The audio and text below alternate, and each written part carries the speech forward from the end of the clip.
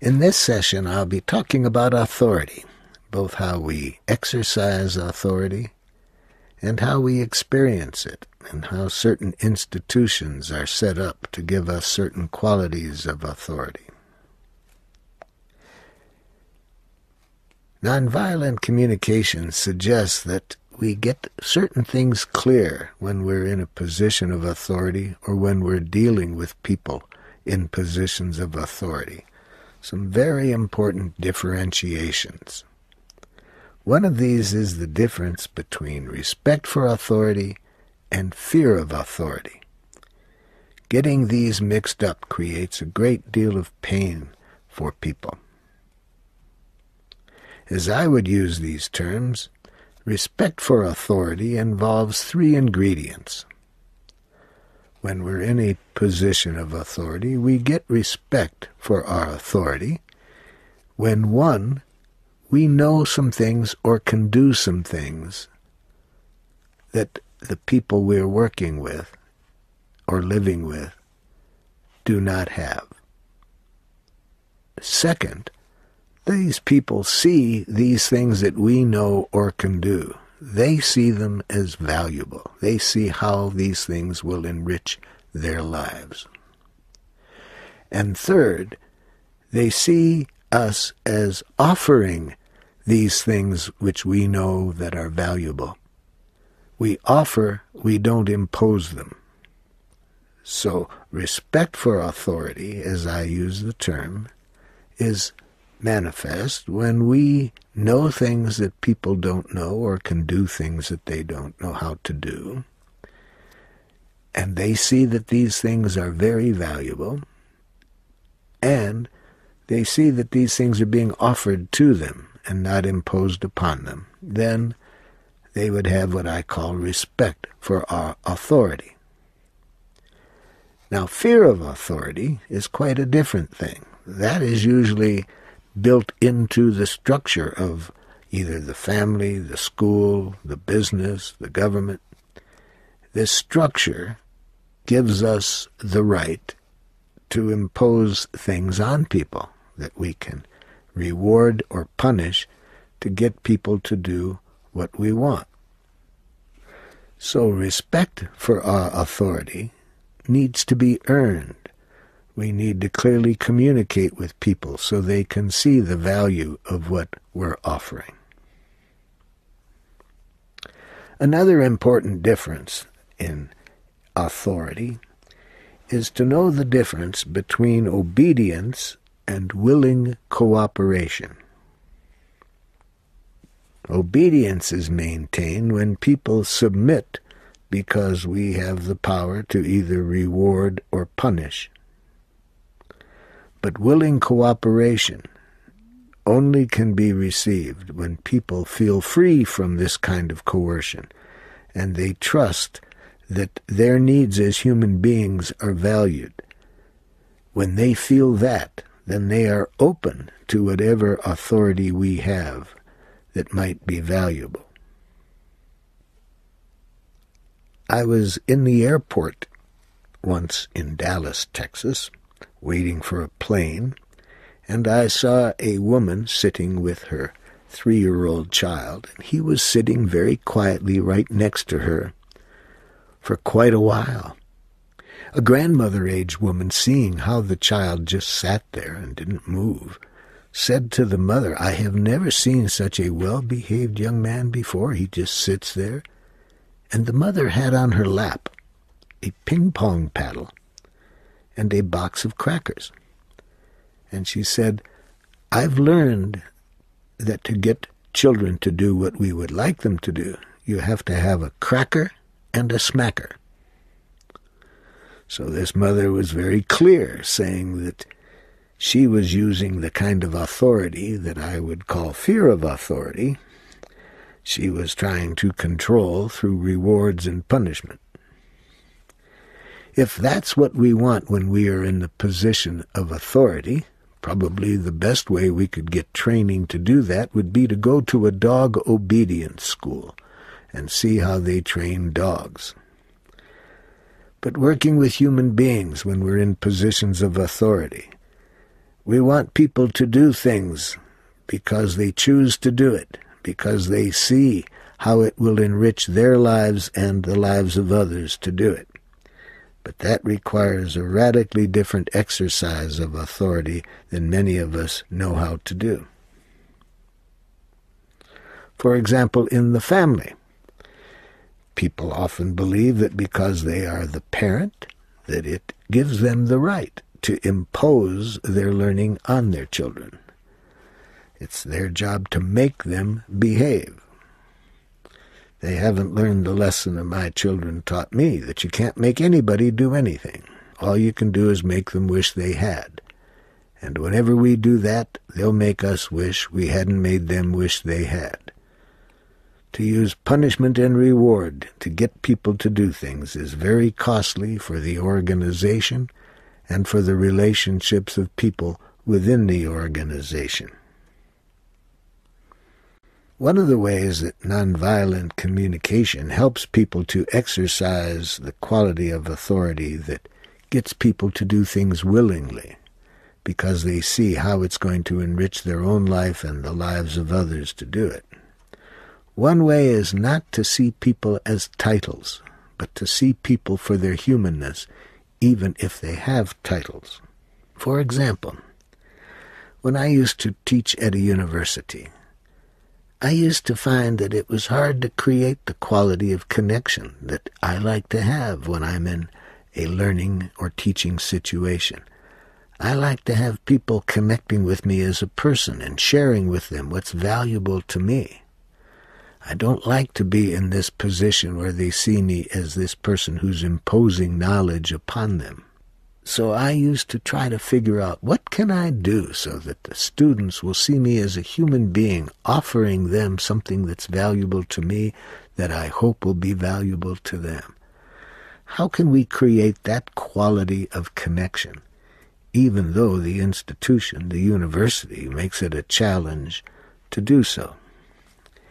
After working on this for a couple of years, trying different things early in the semester to try to figure out what can I do so that we can get over this culturally learned view of authority as these people who sit in judgment, and it makes it hard to see them as real people. How do I get the students to see my humanness? And I came up with a playful little exercise the very first day that helped a lot. I would come into the class the first day and say, "Hello, my name's Marshall Rosenberg.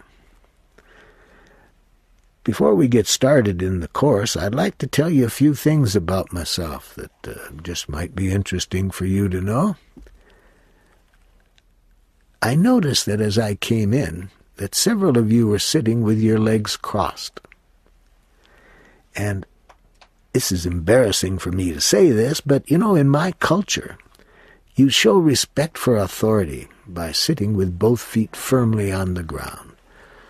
So I wonder if, knowing that, you would be willing to sit with both feet on the ground this semester and not cross your legs."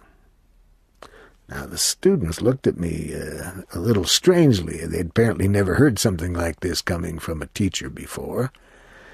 And almost all of them uncrossed their legs. And then I said, "Now quick, before you forget, please write down word for word what you heard me say." A scary percentage of these students heard nothing but an order or a demand. They said, "You said that we had to uncross our legs." And they could hear nothing but an order. They had been in schools or been in families or work situations where the authorities made orders. Other students said, "No, he didn't make a demand. He said it was wrong to have our legs crossed. It was disrespectful." So others heard criticism or judgments coming from me. And I wasn't surprised, because these were graduate students, and they had been trained to hear, coming from authority, demands and criticisms, and hadn't been educated in a way that would help them see the humanness of people with these titles. My favorite student still sat with his legs crossed, And I said to him, "Sir, what did you write down?" He said, "I just wrote down you were nuts." I knew he and I were going to get along real well. Because for learning to take place, I believe it takes place through dialogue, through sharing, not by imposing by authority. And I think that this is the same in the workplace, where effective work is done, not by orders being imposed, but by people who join together with a common purpose and who see their needs being met by what is being done. And when they hear coming from authority requests, they see how it's in everybody's advantage to do this. When there is this connection, where people connect with each other's humanness and don't let the titles get in the way, whether it's in a family, in a school, in a workplace, or in a government, I believe the people will relate in a way that is much better for all and better for the organization. Now, in that example, I was trying to show how by people labeling me as a professor, how that got in the way of the human connection that I wanted to have for teaching to take place. And there's another label that I think gets in the way of quality of connection in the family, and that's when we see people as children rather than as human beings. Let me show you what I mean by this. When I work with parents, I have done this exercise. I put one half of the parents in one room and the other half in a different room. And within each room, I further break them up into groups of 5 and give each group a large sheet of paper and ask them to write out a role play between themselves and another person. And in this role play, I tell each group in both rooms, the other person has borrowed something from you. Write what you would say to this person, then write down what you predict they would say back, and keep this dialogue going. So both groups in both areas have the same situation. How do you communicate with somebody who borrows something but doesn't return it? The only difference is, in one of the groups, I tell them that the other person is one of their neighbors. In the other group, I tell them it's one of their children. When the groups finish with this dialogue, they come in and put it up on the wall so that everybody can see what each of the groups in the different rooms did. And I ask the whole group then, which group showed the most compassion? Now, they still didn't know they were dealing with a different person. They both thought that they had the same situation.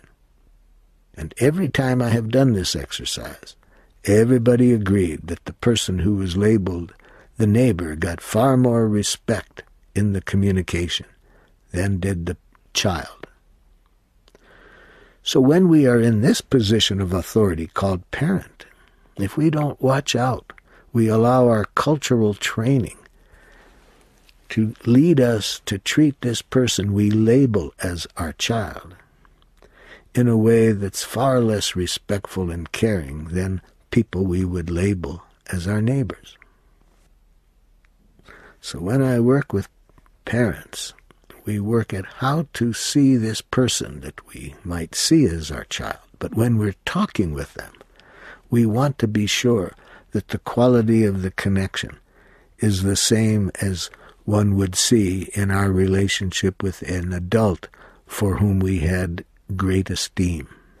Now, of course, our vocabulary may be different. We may have to use different words with somebody who's 3 years old than with 33 years old. But I would hope that we would see the same empathy for this person as we would for an older person. I would hope that we would show the quality of honesty, where we revealed our own feelings and needs and requests, not criticism and demands, whether this person is 3 or 53. An experience I had with my children that relates to this occurred once when I was doing a mediation between a street gang, and a police department. In this conflict, 3 people had been killed, 2 gang members and 1 member of the police department. The members of the police department that I was working with were white, and members of the street gang were black. It was a very tense encounter. There was great stereotypes in the group that made it hard for them to relate as human beings. Instead of being able to see each other as humans, they saw each other by their labels, gang members or police. It was hard to get them to see each other's humanness. I went home from this work, kind of exhausted, and when I got in my back door, my 3 children were fighting. And I said, "Hey, I'm really in a tense mood right now. I really have a need for some relaxation. Could you postpone this war for about another hour?" And my oldest son looked at me and said, "Do you want to talk about it?" I was very touched by his offering this, and what went on in my head is, how cute. But I didn't take his offer seriously because I had him labeled as a child, my child. And then all of a sudden it dawned on me, I was doing the same thing to him that I saw going on between the police and the street gang. Because of the labels they had of each other, they couldn't see each other's humanness. And here I am, the same way of thinking, what is called in the technical language, objectifying. Instead of seeing a human being in front of me, I'm seeing a title, my child. Oh, I was so glad this came to me so quickly, because when I said, yes, I would like to talk about it.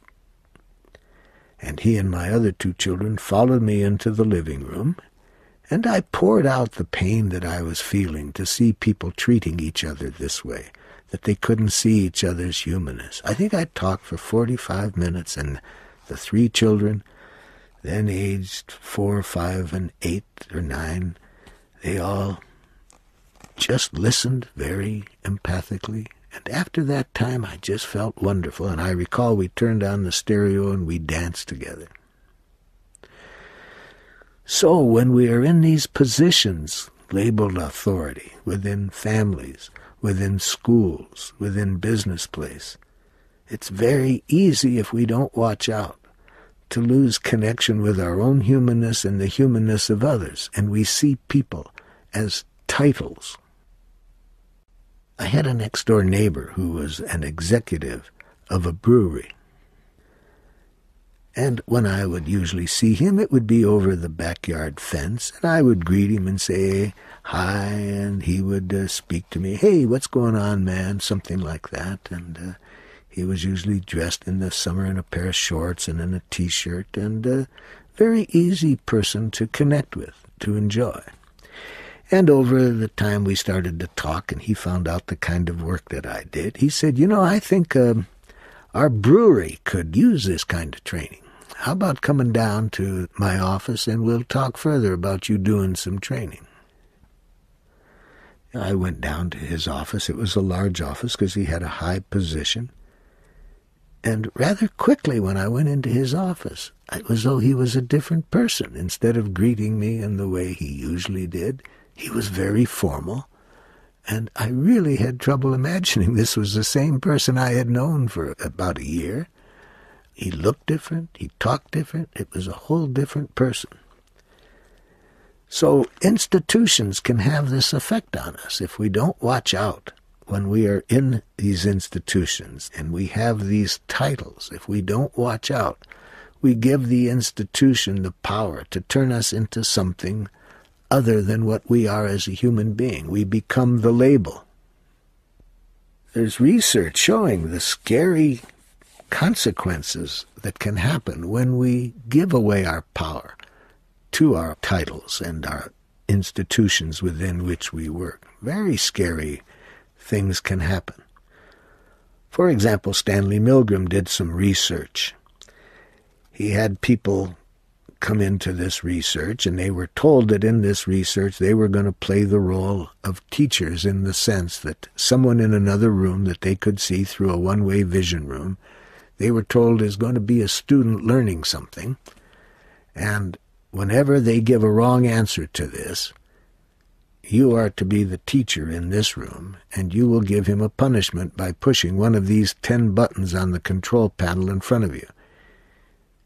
Each button will give him a certain degree of electricity, a shock, as punishment when he gets the wrong answer.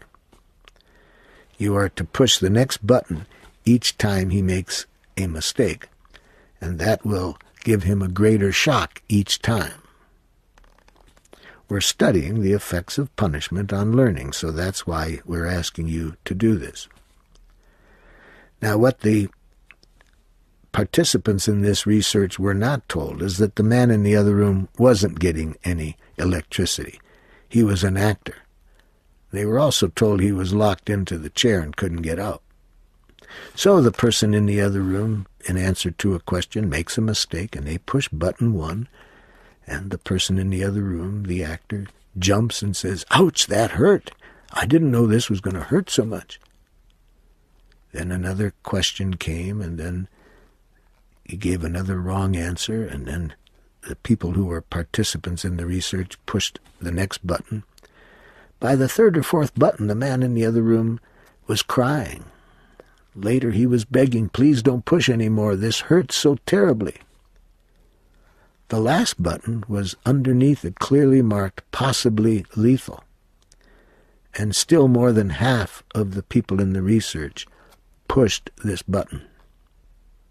Milgram's research showed that when people are in this role of teacher and they see themselves as told within this institution called a university that this is their job to push the button, even though some of the people were crying, they felt so terrible about what they were doing, they continued to do it because in this research experiment they had the label teacher, and the institution told them to give punishment to people who made mistakes.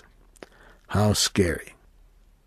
And there's other research that shows that college students brought into a situation where they are told they are prison guards, and other students are in the role of prisoners in their rooms, locked in rooms. These university students behaved in a quite brutal way toward these other people when they saw themselves as guards within a prison setting and told they were to keep order. So if we don't watch out, we give away our power to institutions to make monsters out of us. And that can be scary because very often the institutions that we might be within might not be set up to maintain the kind of values that we hold within ourselves. As Walter Wink, the Christian theologian, says in some of his writings, it's very important to be conscious that institutions have their own spirituality. And tragically, very often, the spirituality of the institutions that are guiding us, the corporate institutions, the government institutions, the school institutions, are not institutions that have values that I believe we want to support. So it's extremely important that we learn how, even when we are in these contexts, not to give away our power to authority. That no matter how people might make demands of us when they are in positions of authority, we hear it as a request and never as a demand. We don't give our power away to the authority to tell us what we are.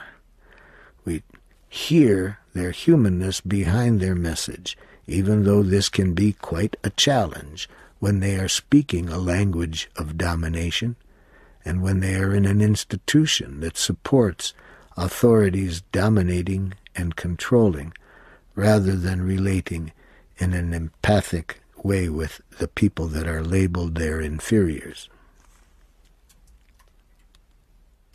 One of the things that I find very important to prepare our children with is to show them how to maintain their own integrity, their own value system, even if they are going to be in structures that have different values than they have.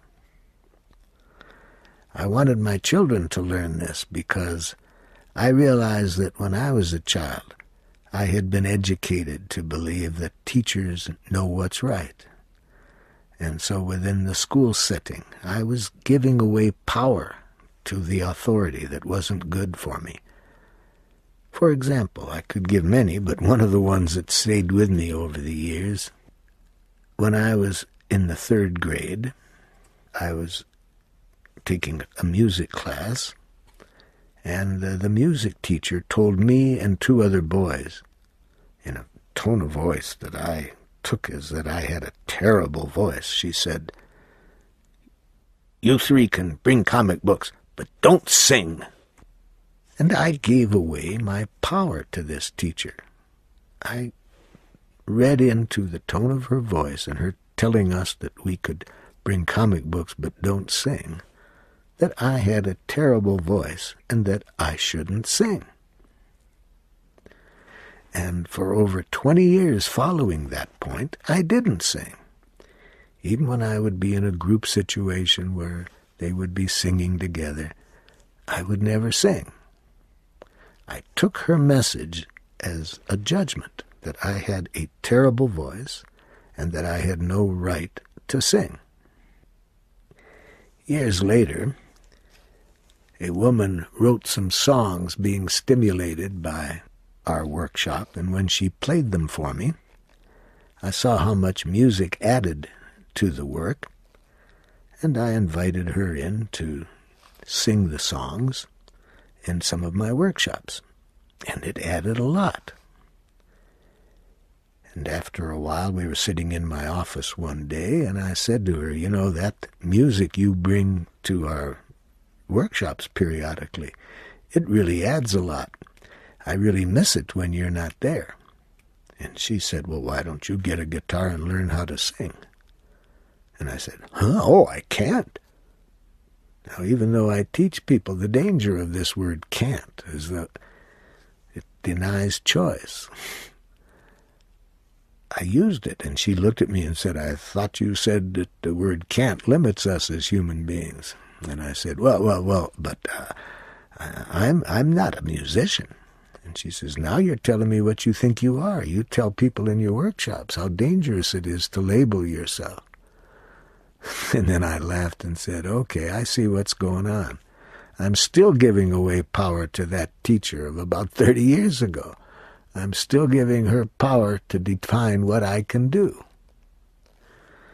So that afternoon I bought a guitar and started to use music in my work. But before I could do so, I had to give myself permission to sing. And so I wrote this song called "The Crow with a Crippled Wing."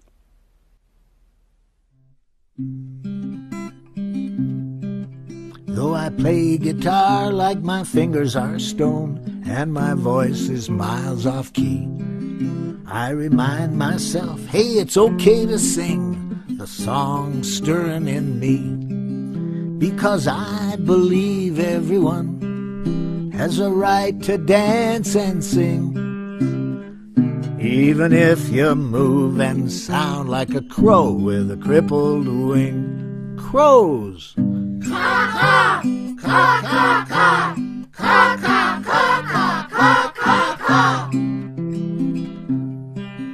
Though an ox may not move like Fred Astaire when it starts doing its dance, as far as I'm concerned, if an ox wants to boogie, I'd like to see it get the chance.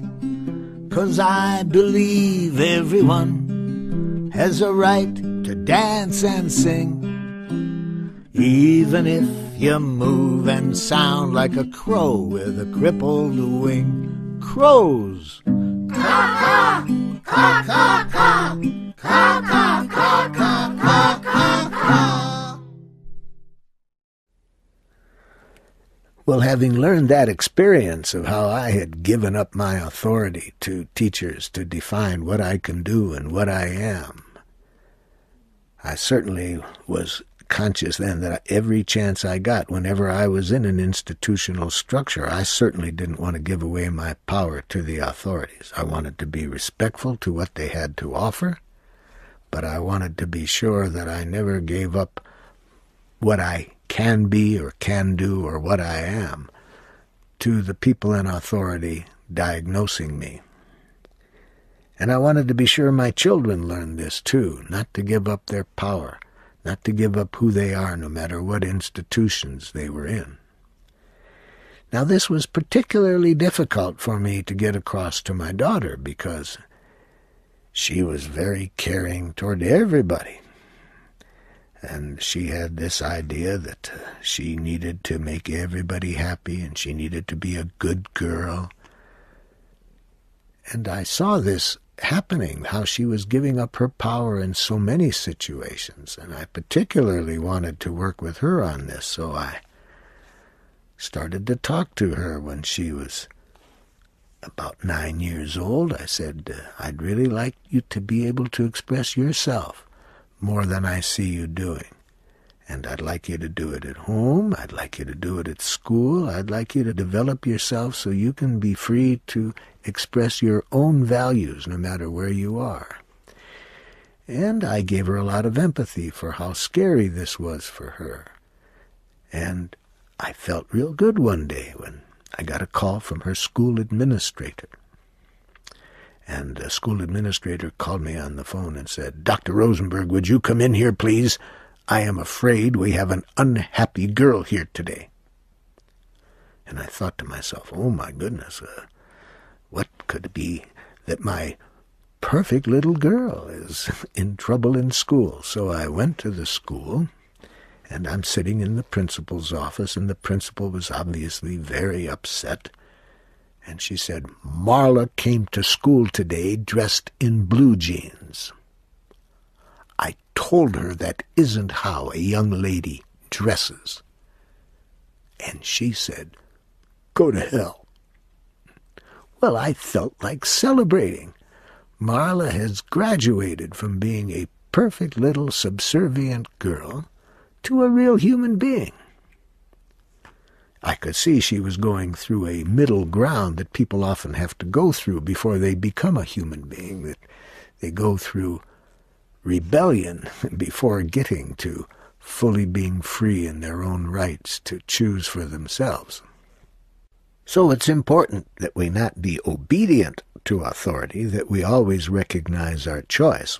But it's also important to recognize that rebellion is only halfway to being fully free. If we're rebelling against authority, we're still recognizing its power over us. When we're really conscious that we are free to choose at any situation, in any environment. I keep a picture in my office. It's actually a cartoon. It helps me remember that no matter what structure we're within, we're free. It shows two prisoners in a prison cell strapped to the wall. It's obvious they've been in there a long time because they're both very thin. They both have long beards. And one turns to the other and says, "Now here's my plan." I like that cartoon to remind myself that no matter what structure I'm in, they may control the environment, but they can't control me. I'm free within any structure to choose what I want to do and why I want to do it. I want to be open to what the authorities have to say, but I want to be sure that I never give power to authority to limit my choices. Now, of course, when we are within those institutions and we exercise our freedom, we need to be aware that especially if it is an institution that uses punishment and rewards, that exercising our autonomy can be scary at times. I remember that in an institution that I worked that had punishments and rewards called a university, one day I was in my office and my superior came to my office and said, "Dr. Rosenberg, your grades have not been handed in." The this administrator at the university was bringing to my attention that there was a rule that said grades must be given, and must be given at a certain date and handed in. And I hadn't done that.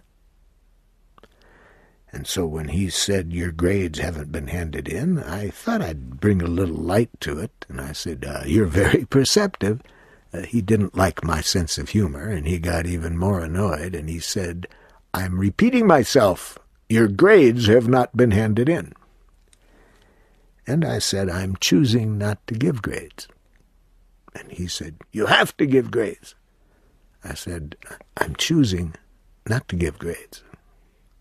See, it wasn't easy for him to be conscious that just because there are rules and that say you have to do things, he was stuck thinking you have to do it. And I'm trying to tell him that for various reasons I'm choosing to do something else. He said, why aren't you handing in your grades? I said I did write the second day of the semester a letter to the dean, telling the dean why I would choose another form of evaluation other than grades. In that letter that I sent to him, I told him that I've noticed from past research here at the college that minority students get 80% of failing grades. They're 50% of the population. I would not want to participate in any evaluation system that discriminates on the basis of race, culture, level of income of parents. So that's one of the reasons. Another reason is I'm aware of research that shows that grades contain almost no reliability about what this person really knows. Two students can get the same grade from two different teachers in the same subject. You don't know that those students have learned the same thing or can do the same things. And also, grades lead students to learn to get rewards, the reward of grades. I only want my students to do things if they see how it's going to enrich their life. What I will do is give a very clear statement, measurable statement of what the students can do at the end of the semester that they weren't able to do at the beginning. I put all of that in a letter to the dean and said I'd be glad to talk about this if he had some concerns, but I haven't heard from him. But does that answer your question of why I'm choosing to do something else other than give grades? Now, of course, they could have fired me in that institution, which they did later, but not for that. It was another rule that I didn't follow to their satisfaction, and they chose to fire me. So you do have to be aware that within those institutions of the consequences of living in harmony with your own values. But what I'm saying now, I would hope that we help ourselves and others develop is a consciousness that no matter what the structure, that we not give away our values and succumb to what the structure tells us to do, that we have our own spirituality clear enough defined and we know how to manifest it so we can sustain it regardless of what institution we are working in or what government is controlling us. Now, some of the groups that I work with find this much harder to accept than others. For example, I work with the military in a few countries, and military officers often react rather strongly when I suggest that people are always free to choose, and that in position of authority I would want to respect that right of people to choose, and that my experience has been that when they see that I respect their right, they are far more open to whatever I have to say that might be of value than if I use a language that implies they have no choice but to do what I tell them to do.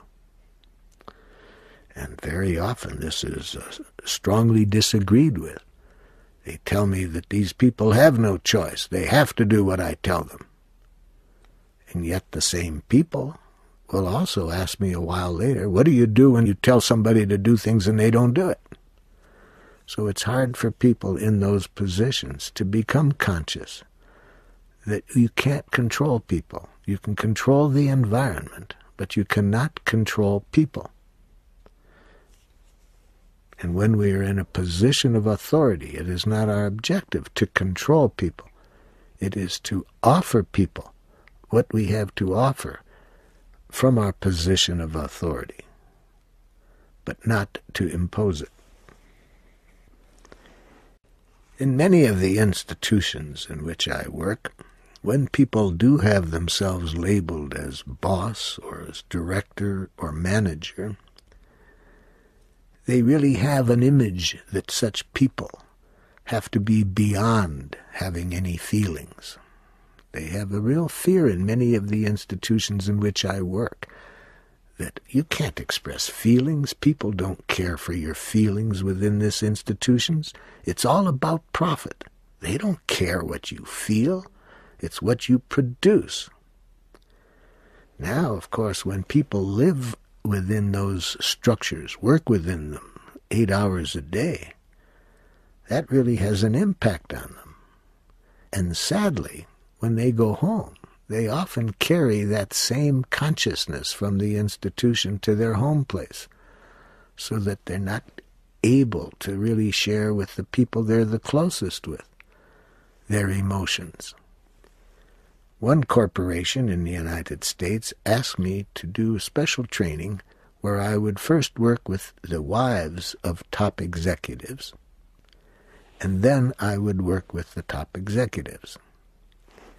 And when I worked with the wives, a constant theme was how sad they were that they didn't have more emotional contact with their husbands. The husbands would come home, and then they didn't shift from the energy of the workplace that said, who cares what you feel? Who cares what's alive in you? It's all about production. They didn't shift from that now to revealing themselves openly and honestly to maintain a loving, intimate connection.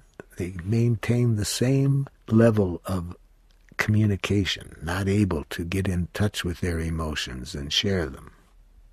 So I first worked with the wives and heard their sadness at how hard it was for them to establish emotional connection with people who work in that other environment each day. Then I worked with the men, and I could see very quickly what the women were putting up with, because they sat there and it was very hard to get emotional contact with them. And at one point I got very emotional thinking of what these wives must go through to live with people who are in this environment. And I got so emotional that I started to cry.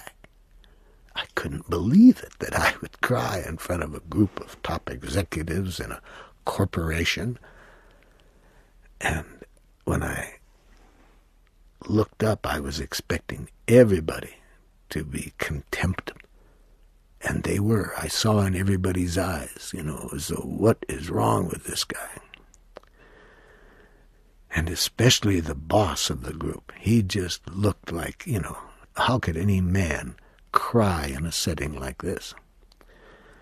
So I was glad that I had my nonviolent communication skills, because from the look on all of their faces, if I hadn't tried to empathize with what was going on in them, I could have easily taken it that I'm not a real human male, that I'm disgusting.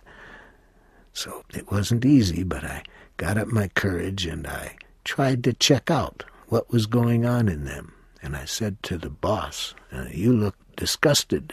Are you feeling that way? And would you like someone working with your group here today to be better in control of his emotions? And I was shocked by his response. He said, No, I wasn't disgusted. I was just thinking how my wife wishes I could cry. I'm going through a divorce right now. This is the reason. My wife says that living with me is like living with a rock.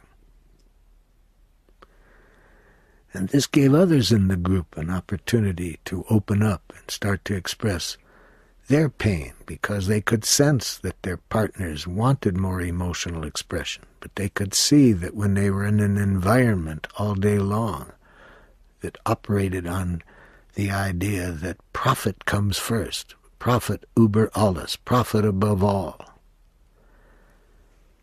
They could see what price they were paying for it in their other relationships. And I am sad to say that I have even seen that this extends over into healthcare settings, where people get so caught up in the mechanics of what needs to be done that they forget about how important it is to maintain human connection while we're providing any kind of service for somebody. This was brought to my attention very powerfully one evening in Paris, France. One of my colleagues is a physician who is the head of a department there in a hospital, and she was attending a workshop with me, and we were going to go from that workshop to a different workshop in another part of town. And she said, "Marshall, on the way to the other workshop, we're going to go by the hospital. Let's stop because I want to talk to a patient that's in one of my programs there." So we stop at the hospital, and I accompany her up to the room, and I stood out in the hall while she went in to talk to this patient who was hooked up to all kinds of machinery and wires because she was having a serious problem that required a lot of medical care. And my colleague sat and held a hand of this patient and talked with her for 20 minutes. And meanwhile, I was getting nervous because we had another workshop to do. And anyway, after the time, my colleague came out very annoyed, and she said, "You see the woman in that room? Did you see all that equipment she was hooked up to?" I said, yes. She said, "Do you know that woman has been in there for 6 hours and nobody has talked to her in that time?" Can you imagine a place that can be so skilled at knowing, what equipment is necessary, but they don't know that people need human contact? So many institutions that I work in have a value system that disconnects people from the humanness of themselves and of the people with whom they work, that get so caught up in productivity, which is important, but they get so caught up in the productivity that they lose connection with human relationships. And again, especially when they have titles that imply that they are superiors, then especially it's hard for these people to relate in a human way. There's another aspect of authority that can be very destructive, and that is when authority is exercised in such a way that it destroys the creativity of people, where the authority is exercised in a way in which it implies that knowledge of how to do things can only come from above, that those below have nothing to offer but to follow what those more superior know is good for them or for the company or both. I learned a lesson about this from the psychologist Carl Rogers. I took a class with him while I was in graduate school, and how he started the class was different than any class I had ever been in. Instead of starting with telling us what we were to do, he introduced himself and said he was glad to be able to be there with us and to offer him whatever was valuable, and then he stopped talking. And one of my classmates got nervous and said, "Well, aren't you going to teach us about the subject matter?" And he said, "So you have in mind that I have an idea of what you need to learn about this subject?" He said, Well, yes, of course, you're the teacher." And then Carl Rogers said, "Well, I have a belief that the most important part of learning is to wonder what's worth learning. And if I come in and pretend like I know what you have to learn, I'll have this opportunity to wonder what's worth learning and to decide and to offer it to you. But to me, that would be my doing the most valuable part of learning. I would hope that you would all want to do that, that you would all want to begin by wondering what's worth learning.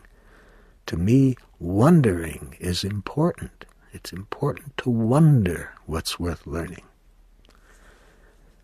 Well, that lesson really stayed with me, How important it is when I'm in a position of authority to never imply that the people below me haven't got the same opportunity for creativity that I do. That because of my title, I know what has to be done or should be done, and that their job is to comply. When I work with children in school, I like to start with a song, and I'll tell you how this song came to be. Whenever I work with children in schools, I like to start by asking them, I wonder what you wonder about.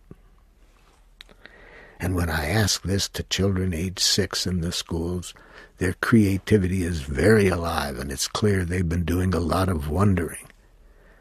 And they will tell me what they're wondering about very quickly. And then, after school, I go over what I did with the students, with the teachers, and I begin with the teachers the same way I did with the students. I say, I wonder what you wonder about. But what a different reaction I get from the teachers than from the students. Instead of the immediate expression of the creativity that was going on in them that I got with the students, with the teachers I get silence. And then I say, I wonder what happens to us between the time when we're 6 years old and now. You saw how the students reacted today when I asked them what they wonder about. I wonder what happens to us. Then typically one of the teachers might say, I was afraid what I was wondering about might sound stupid. Another might say, I was afraid what I was wondering about was abnormal. And I said, so that's what happens to us. We work and get educated in institutions where our capacity to wonder, to be creative, is dulled because the institution is structured in such a way that the authority knows what's right, what we have to do, and our creativity and wondering gets lost. One day when I asked this of 6-year-olds, I was accompanied by a woman who writes music, and she used to love to go with me to schools when I would ask children this question of what do you wonder about. And she kept a little book which she wrote it all down because she decided she'd like to write a song one day about what these children answered when I asked them, what do you wonder about? So this one day she was with me, and I said to the students, I wonder what you wonder about. And it was very clear that this one 6-year-old young man had been wondering about something for quite some time, because he immediately said, I wonder why my puppy won't eat green Jell-O with grapefruit in it. And my friend used that as the stimulus for her to write the song she wanted to write. And she went home and she wrote the following song. And all of the lines in this song came directly from the children, except for about 4 lines, which she added for purposes of rhyme. I wonder.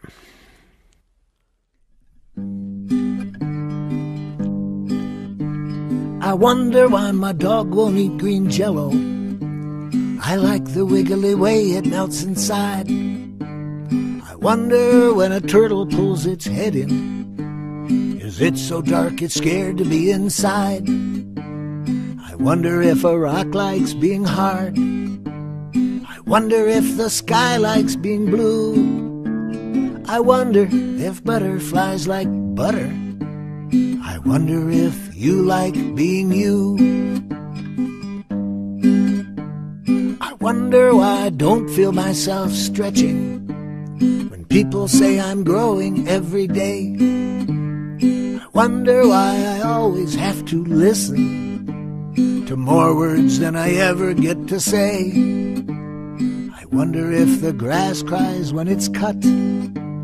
I wonder if the rain hurts when it falls. I wonder if the earth gets dizzy turning. I wonder if little worms feel small. I wonder why I see so many people do things they don't really want to do. Wonder if the music goes away somewhere after I sing my song to you. I wonder if it feels sad to be old. I wonder if the moon likes company. I wonder why it's fun to feel a little scared. I wonder if you wonder like me.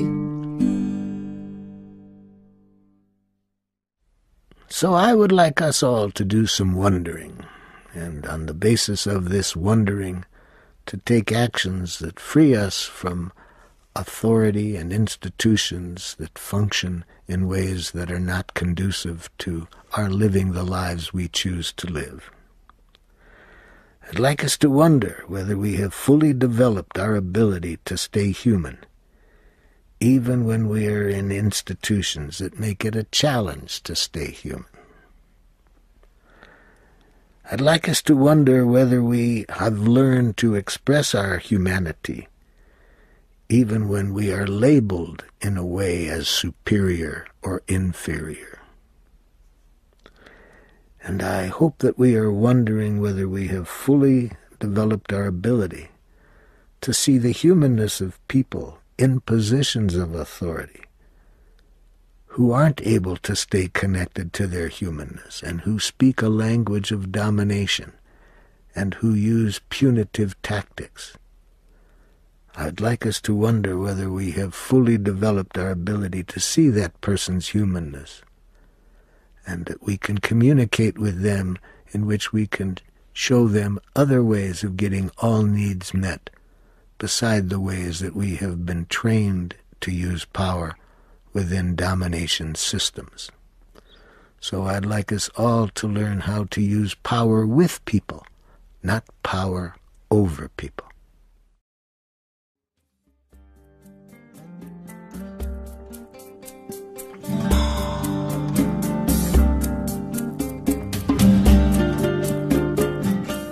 This concludes Session 6 of the Nonviolent Communication Training course with Marshall Rosenberg.